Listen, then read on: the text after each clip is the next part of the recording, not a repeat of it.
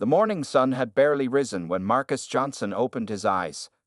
The 12-year-old boy woke up in the back seat of an old Toyota Corolla, his tall frame cramped in the small space.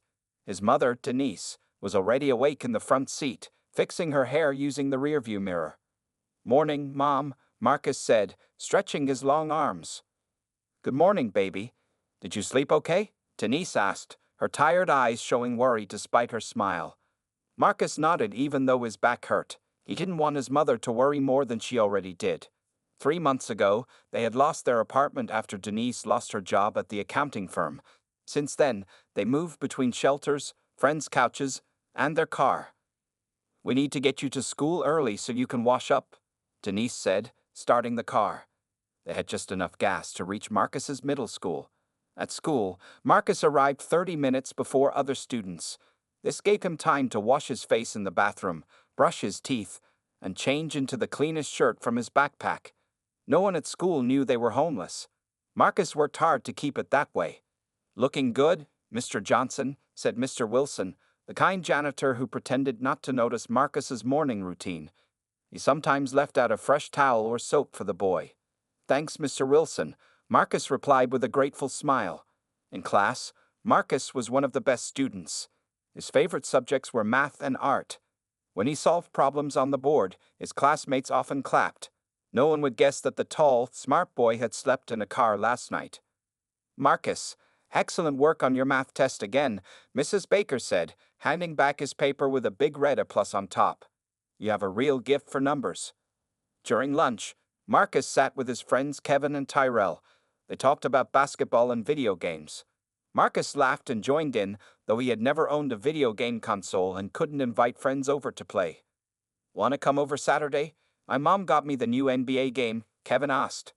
"Can't this weekend. We're visiting my aunt," Marcus lied, feeling a sharp pain in his chest.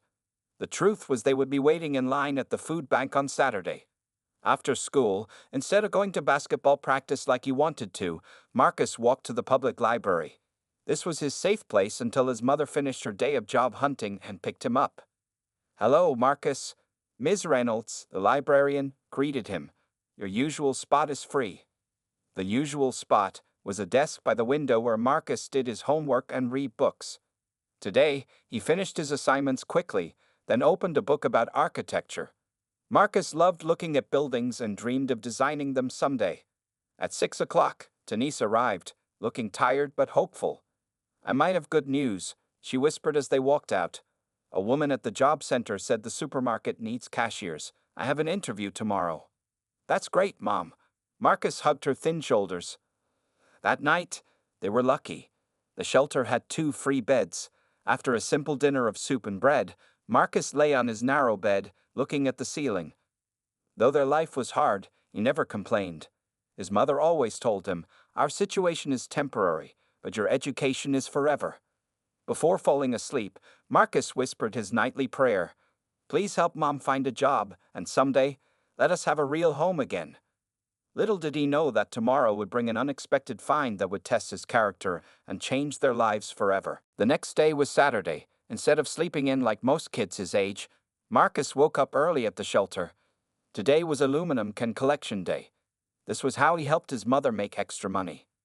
"You don't have to come with me today," Denise said as she prepared for her job interview. She looked nervous but hopeful in her only nice blouse, carefully ironed last night. "It's okay, Mom. I want to help," Marcus replied, pulling on his faded blue hoodie. "Plus, I can check out that new park across town. I heard they have good recycling bins." Denise kissed his forehead. "Meet me at the library at 3, and be careful." After his mother left for her interview, Marcus grabbed his collection bag and headed out. The morning was cool and bright. Marcus decided to take the bus across town to Westside Park, a place he had never searched before. He counted his change carefully, just enough for a one-way ticket. He would walk back to save money. The park was bigger and nicer than the ones near the shelter. Clean walkways wound through green grass, and tall trees provided shade. Marcus noticed right away that this park had many recycling bins. Perfect. For 2 hours, Marcus moved from bin to bin, collecting aluminum cans. His bag grew heavier, and he felt proud. Maybe they could get enough for a hot meal tonight to celebrate if his mom got the job. Tired from his work, Marcus sat down on a bench to rest. That's when he noticed something on the bench across from him. A purse. It was a beautiful brown leather purse, sitting alone with no owner in sight. Marcus looked around. The nearest people were a family having a picnic about 50 yards away. No one seemed to be looking for a lost item. "Hello, did someone lose a purse?"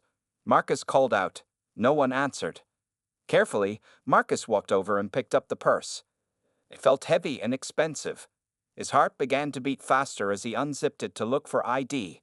Inside, he found a wallet full of credit cards, a cell phone, keys, and an envelope. When he peeked inside the envelope, his eyes widened. It contained several $100s in cash. Marcus swallowed hard. With this money, he and his mom could stay in a motel for a week. They could buy new clothes. They could eat real meals instead of shelter food. For a long moment, Marcus sat there, holding the money. No one would know if he took it.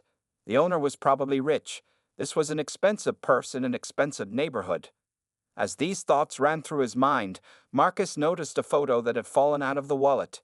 It showed a smiling woman with a young girl. They looked happy. The woman had her arm around the girl, protective and loving, just like his own mother. Marcus put the money back in the envelope and looked for ID. He found a driver's license with the name Catherine Whitfield and an address on Maple Avenue. Maple Avenue, Marcus whispered to himself.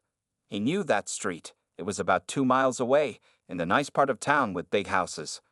Marcus checked the time on the park clock. It was only noon. He had plenty of time before meeting his mother. He made his decision. Leaving his bag of cans hidden behind a bush where he could retrieve it later, Marcus tucked the purse carefully under his arm and began walking toward Maple Avenue. His stomach growled with hunger, and he felt the weight of the purse, the weight of all that money, in his hands. But something his mother always told him echoed in his mind. Our possessions may be few, but our integrity is everything. With determined steps, Marcus headed toward the address, hoping Ms. Whitfield would be home. He didn't know it yet, but this walk would be the most important journey of his young life. Marcus walked slowly up Maple Avenue, scanning the house numbers. His worn sneakers felt out of place on the clean sidewalks of this neighborhood. Large houses with perfect lawns and flowering gardens lined both sides of the street. Number 427, Marcus mumbled, checking the address on the driver's license again. His heart beat faster as he approached a 2-story brick house with white columns at the front door. It was bigger than any home he had ever visited. Marcus hesitated at the gate. What if they thought he stole the purse? What if they called the police? People often looked at him with suspicion, a young black boy in worn clothes. "I'm just returning something," he reminded himself, gathering his courage. As he walked up the path to the front door, Marcus noticed a woman frantically searching through flower beds on the side of the house. She was well dressed with short blonde hair, looking under bushes and behind garden statues. "Excuse me," Marcus called out. "Are you Ms. Catherine Whitfield?" The woman spun around, her eyes widening when she spotted the purse in Marcus's hands. "My purse! Oh my goodness!" she exclaimed, rushing toward him. Then she stopped a few feet away, caution replacing her relief. "Where did you get that?" "I found it at Westside Park, ma'am," Marcus explained, holding it out to her. "I saw your address on your driver's license. Everything's still inside." Catherine Whitfield took the purse carefully and opened it. She checked the wallet, pulled out the envelope, and looked through everything with trembling hands. Her eyes grew wider as she confirmed all her belongings were there. "Young man, do you know how much money is in here?" she asked, staring at Marcus. "Yes, ma'am, I counted $650, he answered honestly. Catherine's expression softened. She looked at Marcus more carefully now. His clean but worn clothes, his thin frame, the hole in one of his sneakers. "What's your name?" she asked in a gentler voice. "Marcus Johnson, ma'am." "Marcus, why did you bring this back?" "You could have." She didn't finish her sentence. Marcus stood up straighter. "My mom says our situation doesn't define our character. The money isn't mine." Catherine sat down on a nearby garden bench, motioning for Marcus to join her. He sat at the far end, still feeling nervous. "Most adults would have kept this money, let alone a child," she said. "You must have a remarkable mother." Pride filled Marcus's chest. "I do. She's at a job interview right now." She's been trying real hard to find work. Where do you live, Marcus? Catherine asked carefully. Marcus looked down at his hands. He never told anyone about their situation, but something about this woman made him feel safe. Different places, he said quietly. Sometimes the shelter on Pine Street, sometimes our car. Catherine's hand flew to her mouth. You're homeless? And you still returned all this money? Marcus just nodded, embarrassed. Wait here, Catherine said suddenly, standing up. She walked quickly into her house while Marcus waited nervously, wondering if he should leave. A few minutes later, Catherine returned with a glass of lemonade and an envelope. For your thirst, she said, handing him the lemonade. Then she held out the envelope. And this is a reward. Please take it. Marcus looked at the envelope. I can't take a reward for doing what's right, ma'am. Catherine seemed stunned. Then let me help another way. What does your mother do for work? She was an accountant's assistant before our company closed down. Marcus explained, finishing his lemonade. She's really good with numbers like me. Catherine seemed to be thinking deeply. She pulled out her phone and handed Marcus a business card. This is my gallery downtown. Art and Light Gallery. Would your mother call me tomorrow? I might have something for her. Marcus took the card carefully. Really? You mean it? Absolutely. People like you and your mother are rare in this world, Catherine said with genuine warmth. What time do you need to meet her? Marcus suddenly remembered the time. 3 o'clock, at the library downtown. That's in 20 minutes, Catherine said, checking her watch. Let me drive you. As they walked to her car, Marcus felt lighter than he had in months. He didn't know what would happen next, but for the first time in a long time, he felt something he had almost forgotten. Hope. Catherine's sleek silver car pulled up to the public library at exactly 3 o'clock. Marcus felt strange sitting on the soft leather seats. He had never been in such a nice vehicle before. Is that your mom? Catherine asked, pointing to a woman pacing near the library entrance. Yes, ma'am, Marcus replied, seeing his mother checking her watch with a worried expression. When Denise spotted her son getting out of an expensive car, her face showed confusion and alarm. She rushed over. Marcus, where have you been? I was worried sick, she exclaimed, then looked cautiously at Catherine. Who is this? Before Marcus could explain, Catherine stepped forward with a warm smile. I'm Catherine Whitfield. Your son did something extraordinary today. For the next few minutes, Marcus and Catherine took turns telling the story of the purse. Denise's face changed from worry to pride as she listened. I'm not surprised, Denise said, placing her hand on Marcus's shoulder. That's how I raised him. Catherine nodded. You've done an amazing job, especially under such difficult circumstances. Denise's smile faded slightly. She looked uncomfortable, realizing that Marcus had shared their situation with this stranger. Sensing her discomfort, Catherine spoke gently. I was wondering if you both might join me for an early dinner. I'd like to talk to you about something. We couldn't impose, Denise began. Please, Catherine interrupted. It would be my pleasure. 30 minutes later, they sat in a cozy restaurant downtown. Marcus tried not to stare at all the food on other people's tables. It had been months since they had eaten in a real restaurant. After they ordered, Catherine looked at Denise. Marcus mentioned you have accounting experience. Denise nodded. 5 years as an accounting assistant at Crawford & Sons before they closed their local office. I've been looking for similar work since then. The job market is tough right now, Catherine said. I own Art and Light Gallery downtown. My accountant retired last month, and I've been struggling with the books myself. She paused. I could use someone with your skills. Denise sat up straighter. Are you offering me a job? I'd need to see your resume and references, of course, Catherine said professionally. But based on what I've seen of your son's character, I have a feeling about you. Marcus watched his mother's expression carefully. He knew she hated the idea of charity. This isn't because you feel sorry for us, is it? Denise asked directly. Catherine smiled. No, it's because I need help, and I value honesty above all else in my business. Your son has shown me that your family has that quality in abundance. For the first time in months, Marcus saw real hope in his mother's eyes. As they ate, Catherine shared more about herself. She had grown up poor too, but an art teacher had recognized her talent. Later, Her aunt had left her the gallery. "Sometimes we all need someone to see our value," she said. By the time dessert arrived, Denise had agreed to come to the gallery Monday morning with her resume. Marcus couldn't stop smiling. When dinner ended, Catherine drove them back to the shelter. Unlike many people who might have been uncomfortable, she didn't show any judgment about where they were staying. "I'll see you Monday at 9 a.m., Catherine said as they got out of the car. "We'll be there," Denise promised, her voice stronger than Marcus had heard it in months. That night in the shelter, as they prepared for bed, Marcus whispered, "Do you think things might get better now, Mom?" Denise hugged her son tightly. "I don't know, baby, but today reminded me that there are good people in this world who can see beyond our circumstances."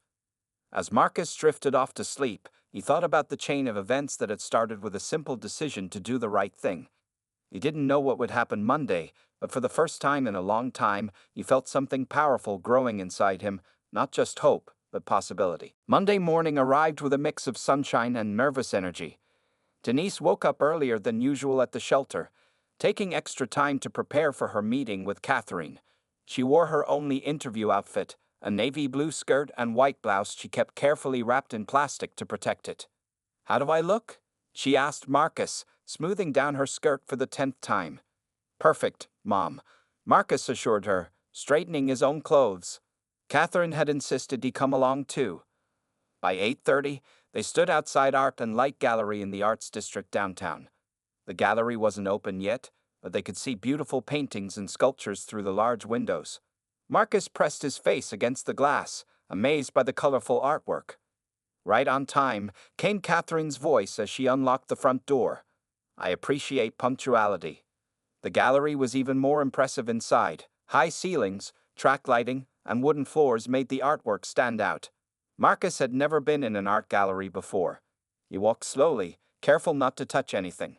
"This is my office," Catherine said, leading them to a small room in the back. A desk covered with papers and receipts filled one corner. "As you can see, I'm not very organized with numbers." Denise sat down and handed Catherine her resume. "I brought my references as well." For the next hour, Catherine and Denise talked about the gallery's finances, bookkeeping systems, and what the job would entail. Marcus sat quietly in a corner, watching his mother transform before his eyes. When she talked about accounting, she became confident and knowledgeable. He hadn't seen this version of his mother in months. "You clearly know what you're doing," Catherine said finally. "The position is yours if you want it. We can start at $22 an hour, full-time with benefits after 3 months. How does that sound?" Denise's hands trembled slightly. "That's very generous, but..." "But what?" Catherine asked. "Our situation makes it difficult. We don't have a permanent address. I don't have professional clothes anymore. And Marcus..." Catherine held up her hand. "I've been thinking about that. There's an apartment above the gallery. It was my aunt's before she passed away.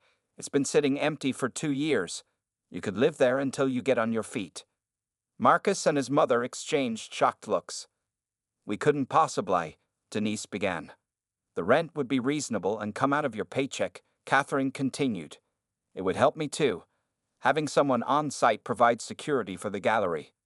Marcus could see his mother struggling with pride versus practicality. "Mom," he said quietly, "remember what you always tell me. Don't let pride stop progress." Denise looked at her son, tears forming in her eyes. Then she turned to Catherine. "When could we start?" "Today," Catherine smiled, handing over a set of keys. "The apartment needs cleaning, but it has furniture. We can go see it now." The apartment above the gallery was dusty but beautiful, with large windows, a small kitchen, and 2 bedrooms. Marcus walked slowly through the rooms, hardly believing this could be their home. "Marcus, come look at this view," Catherine called, opening a window that overlooked the street below. As Marcus joined her, Catherine put her hand gently on his shoulder. "Your honest act changed my perspective, you know. I was becoming cynical about people. You reminded me of goodness." "Thank you for helping us," Marcus said quietly. "But why are you doing so much?" Catherine looked thoughtful. "Once, someone saw value in me when I was at my lowest point. They gave me a chance that changed everything. I'm just passing that forward." In the other room, they could hear Denise already making plans for cleaning and organizing. Her voice sounded stronger, more like the mother Marcus remembered from before. That night, although they slept on dusty furniture with borrowed blankets, Marcus and his mother had something they had lost months ago, a place to call home. 3 months passed quickly in the apartment above the gallery. What had once been a dusty, forgotten space now felt like a real home. Colorful curtains hung in the windows, and the smell of home cooking often filled the rooms. For Marcus, having his own bedroom again felt like a miracle. Every morning, Denise went downstairs to work in the gallery office while Marcus headed to school. Their new address meant he could now attend West Side Middle School, which had better teachers and more resources than his previous school. How was the math test? Denise asked one Friday afternoon when Marcus came bounding up the gallery stairs. Marcus held up his paper with a big grin. A plus. Miss Peterson says I should join the advanced math program. Catherine, who was hanging a new painting, smiled at the excited boy. I'm not surprised. You have a natural talent for numbers, just like your mother. Over these months, Catherine had become more than just Denise's boss. She often joined them for dinner, helping Marcus with his homework or teaching him about art. Under her guidance, Marcus had begun drawing and painting in his free time. The gallery is having a special event next week, Catherine announced that evening as they shared a meal. Several important collectors are coming. I'd like both of you to attend. Us? Denise asked, surprised. But we'd just be in the way. Nonsense, Catherine replied. Denise, you've completely transformed our financial system. Sales are up 20% since you started. And Marcus, I want to show off the talented young artist who's been creating in my back room. Marcus nearly choked on his water. My drawings aren't good enough for people to see. That's where you're wrong, Catherine said, her expression serious. Art isn't about perfection. It's about truth. Your work has that quality. The night of the gallery event, Marcus wore new clothes Catherine had helped him select. He stood nervously next to 3 of his drawings which Catherine had framed and hung in a small corner of the gallery. They showed scenes from his time on the streets, a mother and child sleeping in a car, a line of people waiting outside a shelter, hands reaching for food. These are quite powerful, said an older man, studying Marcus's work. Who is the artist? Catherine gently pushed Marcus forward. This is Marcus Johnson, our newest discovery. The man looked surprised to see such a young boy. You've captured something raw here, young man. How much for this one? He pointed to the drawing of the shelter. Marcus looked at Catherine in shock. It's for sale. Everything in a gallery is for sale, she whispered to him with a wink. By the end of the night, all 3 of Marcus's drawings had sold. Guests kept coming to meet the young artist, asking about his inspiration and technique. Marcus answered honestly, explaining how those scenes came from his own experiences. Later, when the last guests had gone, Catherine handed Marcus an envelope. Your first earnings as an artist. $300. Marcus stared at the money in disbelief. People paid this much for my drawings. They recognized your talent, just as I did, Catherine said. But more importantly, they connected with your story. You've turned your hardest experiences into something beautiful. That night, as Marcus lay in his bed, he thought about how much had changed. 6 months ago, he was sleeping in a shelter, trying to hide his homelessness from everyone. Now, people were buying his art, praising his math skills, and treating him with respect. His mother was thriving too. Her confidence had returned, and she had even started taking online classes to get her accounting certification. As he drifted off to sleep, Marcus realized something important. Returning that purse hadn't just been about doing the right thing. It had been about opening a door to possibilities he never could have imagined. 2 years had passed since that fateful day when Marcus found Catherine's purse in the park. Now 14 years old, he had grown taller and more confident. His bedroom walls displayed academic awards alongside his artwork, which continued to gain attention from local art lovers. One spring morning, Marcus sat at the kitchen table studying for finals while his mother prepared breakfast. Denise had changed too. No longer the worried, exhausted woman from their homeless days, she now moved with purpose and confidence. Last month, she had completed her accounting certification, and Catherine had promoted her to financial manager of the gallery. Don't forget we have that meeting at Westside High School today, Denise reminded Marcus as she placed a plate of eggs and toast in front of him. Marcus nodded, his stomach fluttering with excitement and nerves. "It's at 4 o'clock. Catherine said she'd meet us there." "I still can't believe they reached out to you," Denise said, pride filling her voice. The they Denise referred to was the selection committee of Phillips Academy, one of the most prestigious private high schools in the city. Marcus's math teacher had submitted his name for their scholarship program without telling him. Last week, the letter had arrived inviting him for an interview. At precisely 4 o'clock, Marcus, Denise, and Catherine sat in the office of Dr. Rivera, the academy's principal. Marcus tried to sit still, though his leg bounced slightly under the table. "Marcus, your academic record is exceptional," Dr. Rivera said, looking through a folder. "Straight A's in all subjects, particularly outstanding in mathematics and art. Your current teachers speak very highly of you." "Thank you, ma'am," Marcus replied politely. "What makes our scholarship program unique," Dr. Rivera continued, "is that we look beyond grades. We seek students who have demonstrated character and resilience." Catherine spoke up.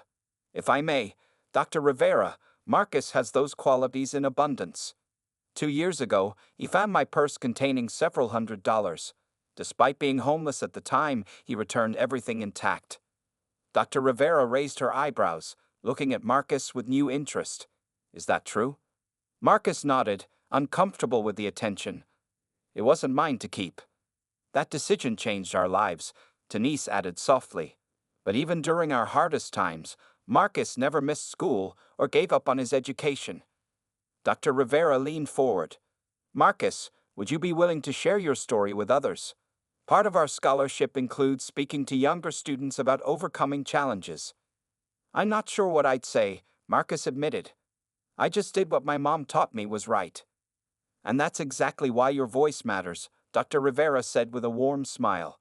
"The committee has already made its decision. We would like to offer you a full scholarship to Phillips Academy, starting this fall." Marcus sat stunned as Dr. Rivera explained the details. The scholarship covered everything: tuition, books, uniform, even transportation. Phillips Academy was known for sending graduates to top universities. That evening, the three of them celebrated at their apartment. Catherine had brought a cake with "Congratulations, Marcus," written in blue icing. "I have something else for you," Catherine said, handing Marcus a large envelope. Inside was a certificate for a summer art program at the city's university.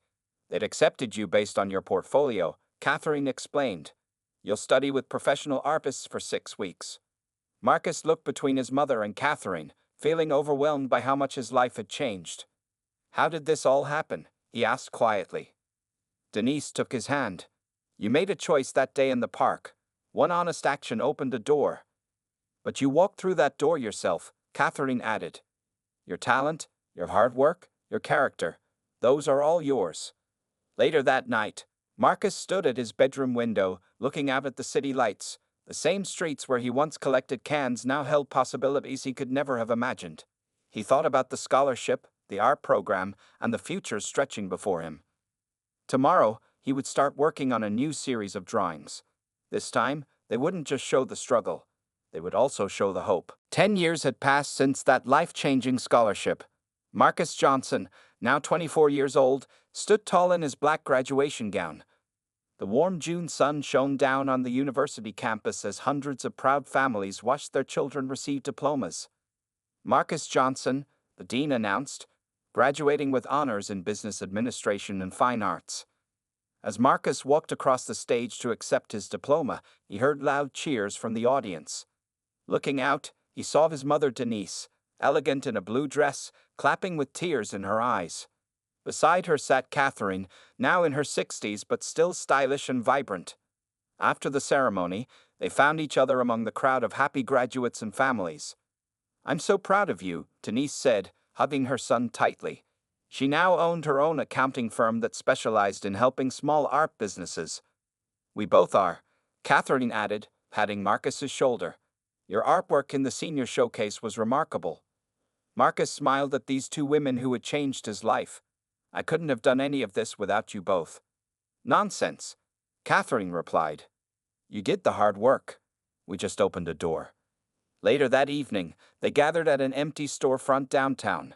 The building looked old from outside, But inside, workers had been renovating for weeks. A large banner hung across the front window. Second Chance Foundation. Grand opening next month.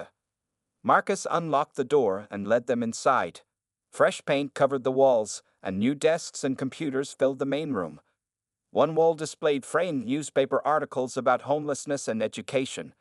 "It's really coming together," Denise said, looking around the space. This was Marcus's dream, born during his college years. The Second Chance Foundation would provide support for homeless families, focusing especially on keeping children in school. Using his business degree and Catherine's connections, Marcus had secured funding from several major donors. The first family moves into the apartment upstairs next week, Marcus explained. "The mother has accounting experience, like you did, Mom. We've already found her a job interview." "And the education center?" Catherine asked. Marcus led them to a large room in the back. Art supplies, books, and computers filled the space. "We'll offer after-school tutoring, art classes, and a quiet place to study. Everything I needed back then." On one wall hung a framed picture, Marcus's first drawing that had sold at Catherine's gallery years ago. Below it was a small glass case containing something special, a brown leather purse. "You kept it all these years?" Catherine asked, surprised. Marcus nodded. "It reminds me how one small moment can change everything." The next month, the foundation held its grand opening.